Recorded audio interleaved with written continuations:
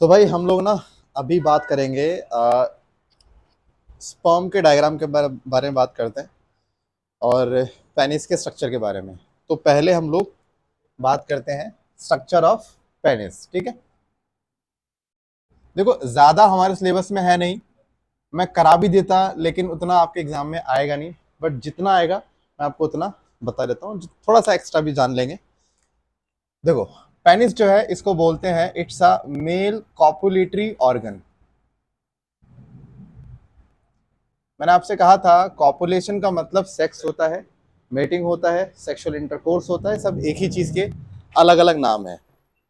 तो भाई पेनिस की बात करें तो पेनिस पूरा एक ना स्पंजी टिश्यू से बना है। आप लोग स्पंज देखा होगा आप लोगों ने, है ना? स्पंज देखा है ना? स्पंज कैसा होता है?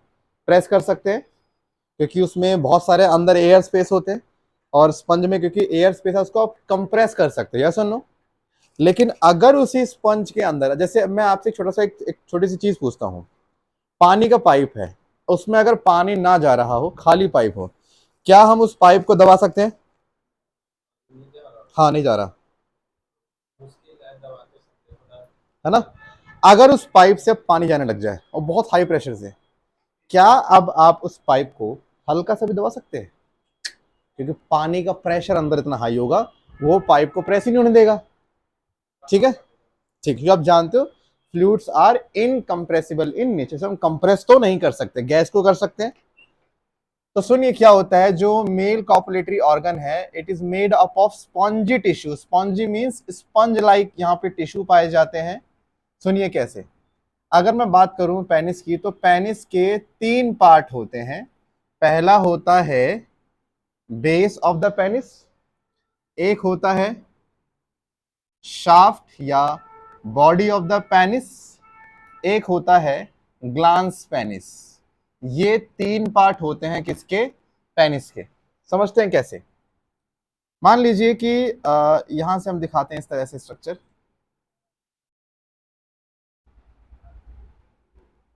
प्रॉपर सही तो मेरे से नहीं बनेगा, बट जितना बन जाए ठीक है।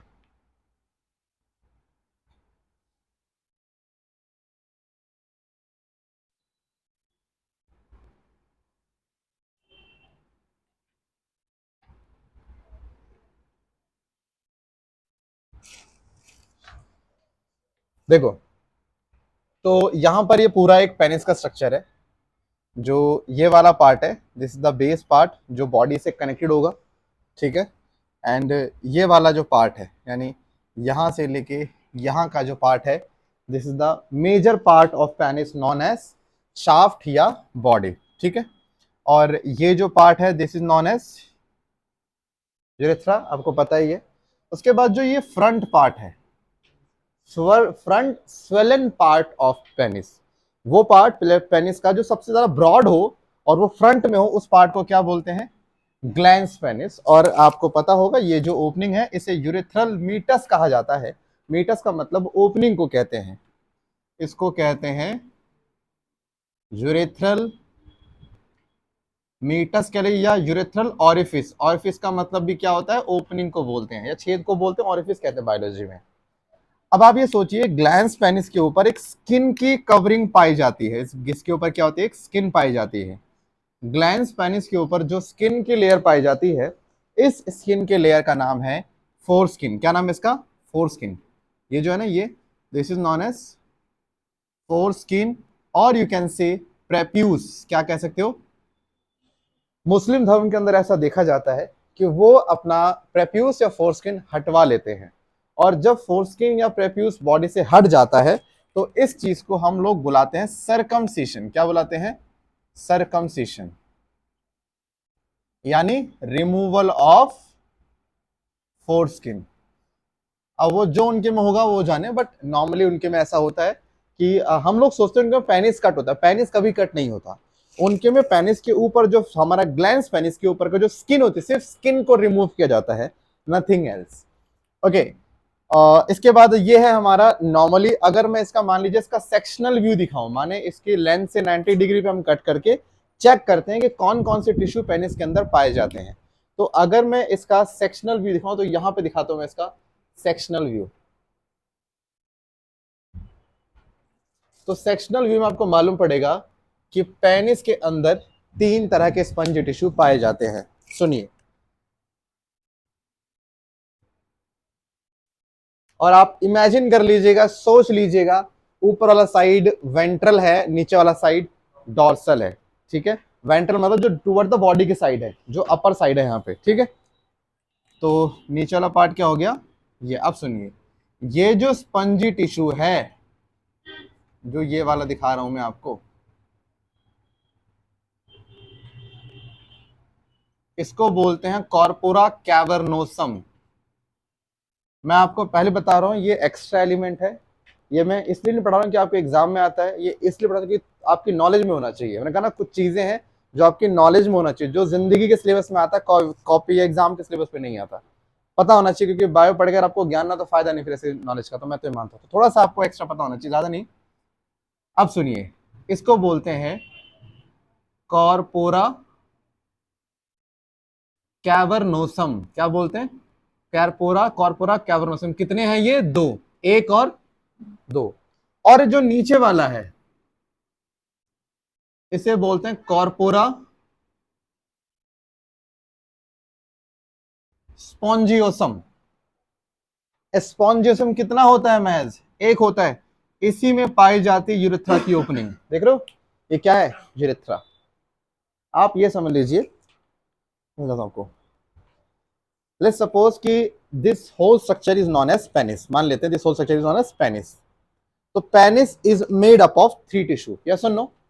देखो, देखा जाए, ऊपर स्किन की फोल्ड होगी, हटा लें तो ये 3 टिश्यू से मेनली पेनिस बना हुआ है। ऊपर का जो 2 है, जो बॉडी के साइड है, this is corpora cavernosum spongiosum. यही स्पॉन्जियोसम में यूरेथ्रा है। इसी में क्या है? यूरेथ्रा। माने जो यूरिनरी ब्लैडर से जो यूरेथ्रा आ रही है वो इनमें ऊपर वाले में नहीं कहा, नीचे वाले में आ रही है। और यही चीज आगे चल के स्वेलन होकर क्या बन गया? Glans penis. पूछा गया क्वेश्चन है, इन दोनों में से कौन है जो ग्लैंस पेनिस बनाता है? तो यही जो स्पॉन्जियोसम है, यही आगे आगे क्या हो गया? ऐसे बड़ा हो गया। तो पीछे कौन रह गए?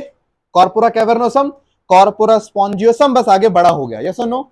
तो एक्चुअल में जो ग्लैंस पेनिस है वो कॉर्पोरा स्पॉन्जियोसम ने आगे एक्सटेंड करके बना दिया, और पीछे 2 कौन रह गए? कॉर्पोरा कैवर्नोसम रह गए। ठीक है, इन दोनों के अंदर आपको यहां पे एक आर्टरी मिली, नॉन एज पेनाइल आर्टरी। क्या बोलेंगे? पेनाइल आर्टरी, माने पेनिस की आर्टरी। यहां पर आपको मिलता है क्या? पेनाइल वेन, पेनिस की वेन। अब आप सोचिए, एक प्रोसेस आता है इरेक्शन ऑफ पेनिस। एक हम प्रोसेस पढ़ते हैं, इरेक्शन ऑफ पेनिस। पेनिस का इरेक्शन कैसे हुआ करता है? तो समझना इरेक्शन ऑफ पेनिस कैसे होता है। सबसे पहले चीज, ये हमारे नियंत्रण में नहीं है, ये है ऑटोनॉमिक नर्वस सिस्टम का पार्ट। क्योंकि इसमें पाया जाने वाला जो मसल है वो स्मूथ मसल है, और स्मूथ मसल हमारे ऑटोनॉमिक नर्वस सिस्टम द्वारा कंट्रोल होता है। मैं बता दूं आपको, नर्वस सिस्टम के 2 पार्ट होते हैं। जिन ऑर्गन्स को हम कंट्रोल कर सकते हैं उनमें अलग नर्वस सिस्टम होता है, और जिनको हम कंट्रोल नहीं कर सकते उनमें अलग नर्वस सिस्टम होता है। जिनको हम कंट्रोल नहीं कर सकते उनमें होता है ऑटोनॉमिक नर्वस सिस्टम, एक ऐसा नर्वस सिस्टम जो अपने हिसाब से काम करता है, हमारी तो सुनता ही नहीं है। अब जस्ट इमेजिन कि जैसे ही किसी पर्सन का ऑटोनॉमिक नर्वस सिस्टम एक्टिवेट हुआ, किसी भी रिफ्लेक्स से, चाहे वो विजुअल रिफ्लेक्स हो, चाहे वो ऑडिटरी रिफ्लेक्स हो, किसी भी रीजन से अगर इसके इस एएनएस एक्टिवेट हुआ, ये एएनएस क्या करता है? सुनना, जो पेनाइल आर्टरी होती है, क्या होती है? Penile artery. ये पेनाइल आर्टरी के अंदर ये जो पेनाइल आर्टरी है, इसके अंदर एक लेयर पाई जाती है नॉन एज एंडोथीलियम। क्या बोलते हैं? एंडोथीलियम। ये पेनिस की आर्टरी ना, आर्टरी, इनके अंदर मिलती है सेल्स। मान लीजिए यहाँ पे सेल्स ऐसे हैं, ये है। ये आर्टरी तुरंत रिलीज करती हैं नाइट्रोजन ऑक्साइड गैस, छोड़ देती हैं। और जैसे गैस छोड़ती हैं, तुरंत बॉडी में बनना चालू होता है CGMP, साइक्लिक ग्वानोसिन मोनोफॉस्फेट। और इसकी वजह से ब्लड का फ्लो पेनिस के अंदर बढ़ जाता है। अब आप खुद मुझे बताइए, आर्टरी में ब्लड अगर आएगा तो ये ब्लड जो है, जैसे ही ब्लड इसमें आएगा तो यहां पर ब्लड जाएगा इस खाली जगह में, हाँ कि ना। अब स्पंजी टिश्यू में ब्लड भर जाएगा तो ब्लड भरने से वो चीज हार्ड होगी, सॉफ्ट हो जाएगी, हार्ड हो जाएगी। अब आप सोच के देखिए, जैसे आर्टरी में ब्लड आएगा तो ये स्पंजी टिश्यू बड़े होंगे, जैसे स्पंजी टिश्यू बड़े होंगे ये क्या करेंगे अल्टीमेटली, ये किसको प्रेस कर देंगे, पेनाइल वेन को प्रेस कर देंगे। अब आप ये सोचिए, खून ऐसे आया और ऐसे जाना चाहिए, हाँ कि ना, लेकिन अगर आर्टरी बड़ी हो गई, इसने वेन को प्रेस कर दिया, वेन को दबा दिया, तो खून सिर्फ आ रहा है, जा नहीं रहा, आ रहा है और जा नहीं रहा। क्यों नहीं जा रहा? सर वेन को प्रेस कर दिया, और जब तक यहां पर ब्लड रहेगा तब तक स्पंजी टिश्यू में ब्लड रहेगा, और जब तक स्पंजी टिश्यू में ब्लड रहेगा उसमें क्या रहेगी, हार्डनेस रहेगी। इसी को क्या बोलते हैं, इरेक्शन।